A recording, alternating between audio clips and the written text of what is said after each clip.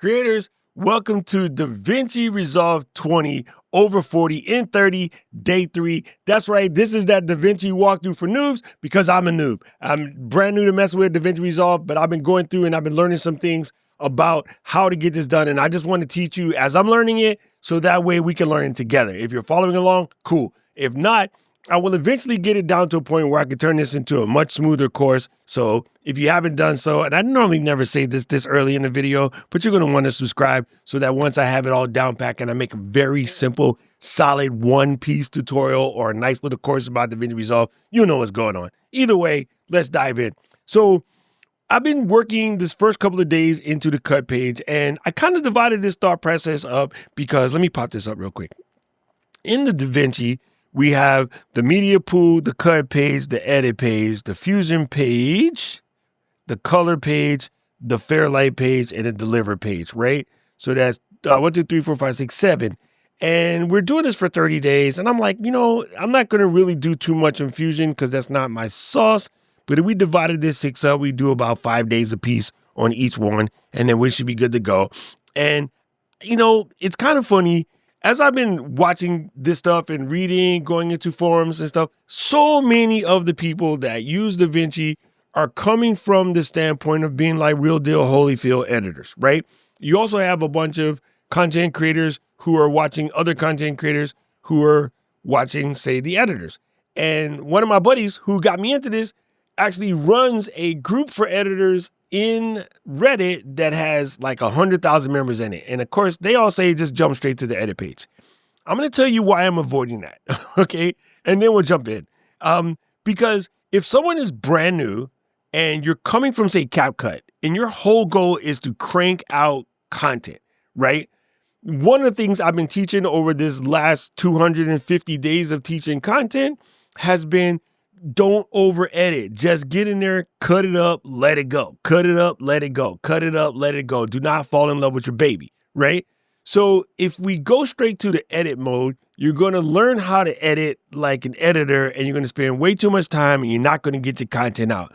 I am looking for that quick cut, add a little music, add a little ending, get it out, right? So this is the reason why we're focusing so much on the cut page. And if that's not your thing, cool. Come back in like 4 days when we get into the edit page. All right. Anyway, actually, I probably only got like 2 more days. But before we go, I had a couple more things I did want to show you about the cut page that I just learned about, which I think are super, super handy and will make Davinci be your friend. All right, cool. Let's pop in. Bingo. So we're going to jump over here. And I wanted to show you something that has to do with editing. And if you come into workspace, you want to go to viewer mode. And then right under viewer mode, you're going to see this terminology that says enhanced viewer. When I found this today, I was like, girl, why you ain't told me about that? So let's turn that enhanced viewer on. And what you're going to see is you get just one big little jammy over here that sort of shows you what you are working with, right? Don't forget that where this ruler is here on the top that's showing you that we're basically 1 minute into this clip, you can grab it when the mouse turns into a little arrow up and down doohickey, like suchy such. You can grab it and you can increasify or shrinkify or embiggen however you want to make it easier for you to see what you're doing. Now, one of the things I want to show you is notice that this clip, if I up arrow, notice that this clip is blinking red. That tells me that there is no more footage beyond this point. So this particular clip that I have on the timeline, if I were to grab this beginning and drag it all the way out, notice there's a white box that moves. That tells me how much that we have. There is a black box that is telling me what is called the delta frame. That's saying how much we are removing. So we're looking at the bottom of this interface right here. And I don't know if this is going to be able to embiggen when I do this, but let's just try. There it is. You'll see that little black box. That is the delta frame. And that's telling me that as we move this back and forth, this is how much frames I am removing and how long the final clip is. So if I come here and I get this guy to 20000000, now this is a 2-second clip. If I right click this guy and go to change clip duration, 2 seconds. You can see it sort of right there in there like swimwear, right? So That's what this Delta box does, or Delta frame does, is as we move this, I am adding, say, 26 frames. If I add 30 frames, I'm 30 frames per second, so that's a whole additional second, right? If we were to drag this clip all the way out to the very, very end, it is a 7 seconds and 2 frames clip, right? So that's what I just want you to know about that. So let's pull out, and well, don't say that. that goes to show you something that's really cool. Now, the other thing that I wanted to show you is, let's say in this enhanced viewer, I want to bring this in. I want you to notice how in the big box here at the top, and I don't know how I can do this and zoom it in, but we're going to try. I'm using my little zoom in technique over here. Okay, as I move these guys back and forth, look at the numbers. So you can see that I have added 4 frames, and then it tells me that I have 0 frames left on the green television, but I've added 4 frames or 5 frames. If I go this way, I've deleted 27 frames. So you can get mad accurate. With this level of consistency, you could do some really incredible editing because you have numbers, and with these numbers, you know what you're doing. It's not just visual. You can get really, really accurate. So the enhanced viewer actually shows this, and it makes life way easier. Let's unembiggen that. Okay, so now I'm gonna show you one more thing, which is cool. Let's make sure that this guy has some tail room, and we want to make sure that this guy has some tail room. Okay, so now watch this. The last frame, if I go up and tick back, the last frame of this little beach scene is the little boy has the ball, right? If I go to the first frame of this beach scene, the mom has the ball, okay? Let's say I want to do something that sort of matches actions. We're going to temporarily 86 these top clips. Let me find this last one. I don't want any top clips. I just want to have a normal looking timeline. So I'm going to go to where the girl is driving this car, right? Man, I almost started singing Tracy Chapman. Okay, so watch. I'm going to grab this slip editor, which is this little 2-arrow doohickey right here betwixt the clip. There's this little guy, arrow to the left, arrow to the right with some closed brackets. And when I grab this guy and start to move it around, actually there's no space. Let's tuck it in. When I grab this guy and start to move it around, you can see the interface changed. At the top, what you're seeing in the upper left quadrant is the first frame of the brand new endpoint because I slid this back and forth. On the upper right, you're seeing the last frame of this particular setup, okay? So if I were to take this clip, and let's make it just only a single 1 second clip. Let's come down here till we say 1 second. All right, there's 1 second. And then I wanted to drag this little guy. I want to catch it where that whisper hair just gets in betwixt her eyeballs, and she's looking straight in the mirror. So if you're looking at the upper left frame, you will see that her face is looking straight into the mirror. And then I want to move this around to just about, she's going to look away. So right before she turns her head, that looks good. Now on the out frame, I want to drag it until her hand goes flat. Boom, so you can know that she's doing the airplane game. And then on this next clip, I want to get it to right before the mom pushes the ball, right? So now I can see exactly what I'm doing because I'm using the enhanced viewer, and the little boy just catches the ball. Boom. Let's give him a beat to get excited. He jumps. All right, boom. That's a good place to cut. You see what I mean? So you can get really, really accurate with your cuts when you're using this setup, because what you're noticing in the bottom, I should have stated this earlier, is in the bottom portions, the lady with her hand behind her head, it's not changing or moving because that's not being affected by this slip, right? So that's telling you the last frame of what you're coming out of. And then on the bottom right, it's showing you the first frame of what you're about to get into. So this is just a really effective way to edit and sort of see what you're doing. And I think that part is cool. So again, you have your endpoint, your out point, and then what is the out point of the previous clip and the endpoint of the next clip. So whenever you're doing a slip edit, you can kind of see exactly what you are doing, which I think is dope. Now, let's come out of this. Let's bust out the enhanced viewer for a second. Let's get rid of it. And let's go back to our little media pool here. And then I want to show you something a wee bit different. Let's go to, I got a bunch of clips here where I was doing a walk and talk in my neighborhood. As a matter of fact, let's come in here and let's create a brand new timeline. And then we're going to just say create. Okay. So if I go into this walk and talk section, I'm going to take this first clip. And remember, let me close the inspector.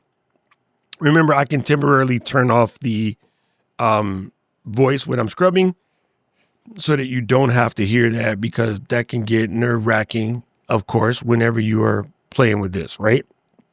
So in here, I'm looking for that first endpoint, right? And then over here, I'm looking for that next out point. So what I can do, of course, we mentioned this before, is scrubbing here. I can mark an in.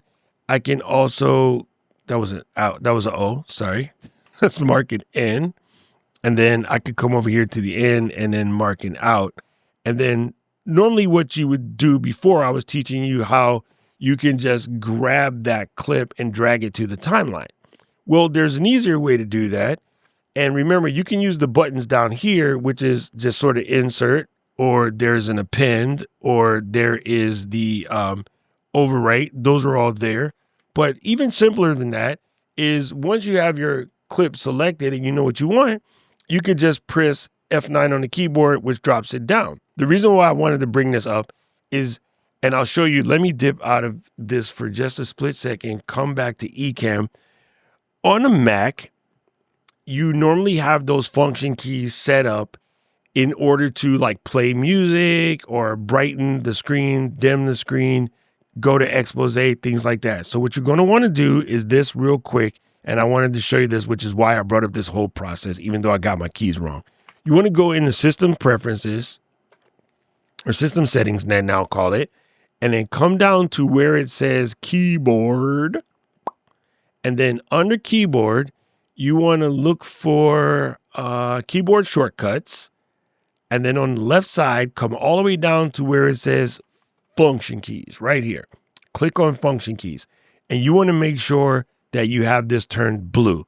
What this does is make sure that your function keys are, when this option is selected, pressing the function key will use the special features printed on each key. When you turn this off, which is what I mean, it will act as a standard function keys, right? So on your computer, if you're pressing function keys and you're trying to get these shortcuts to work and they're not working, just go toggle the switch the opposite direction and you should be good to go.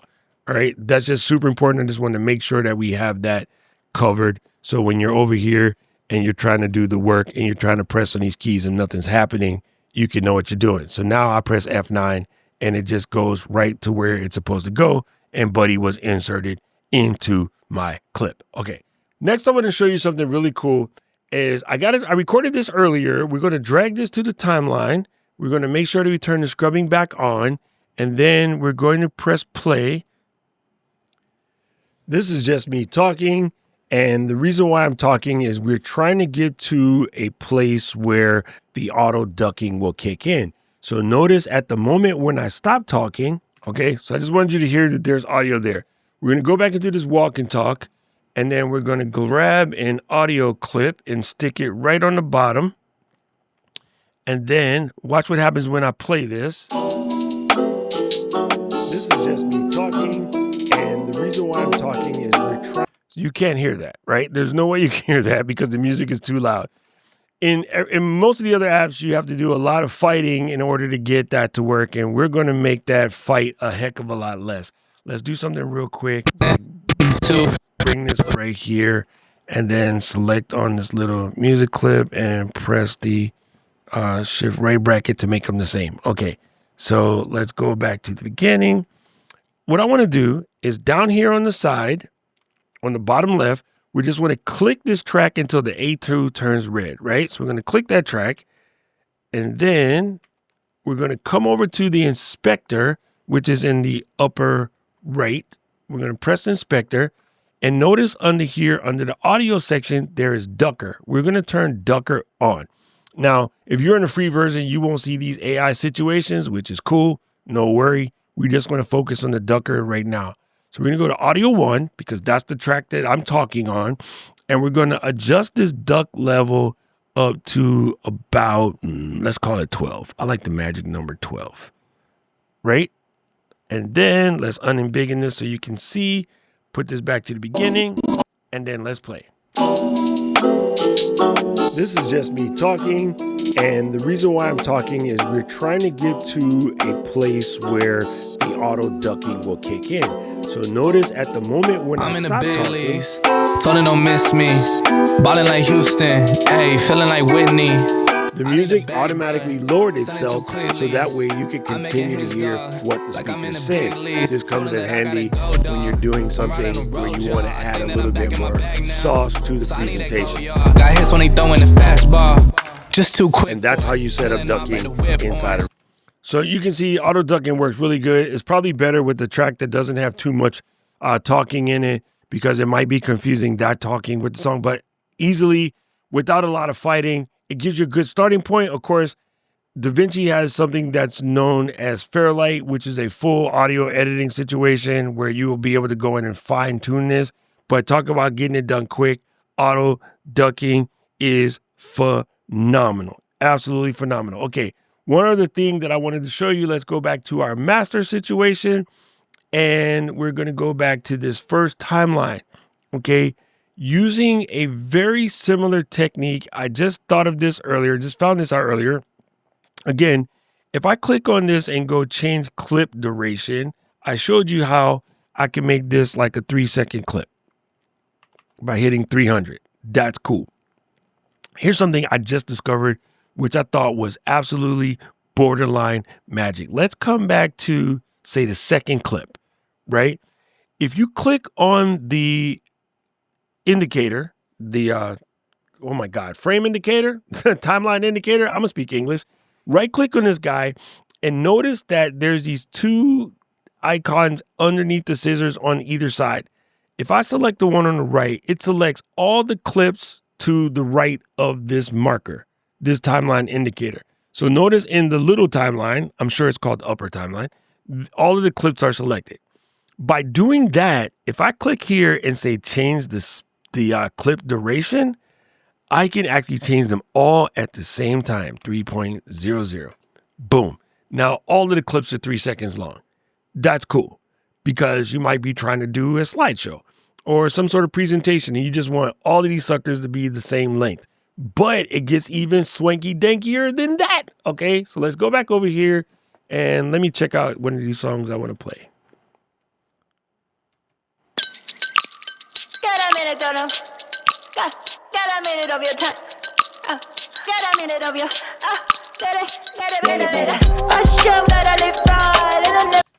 All right, that's actually pretty cool. I love you like la la la la la la.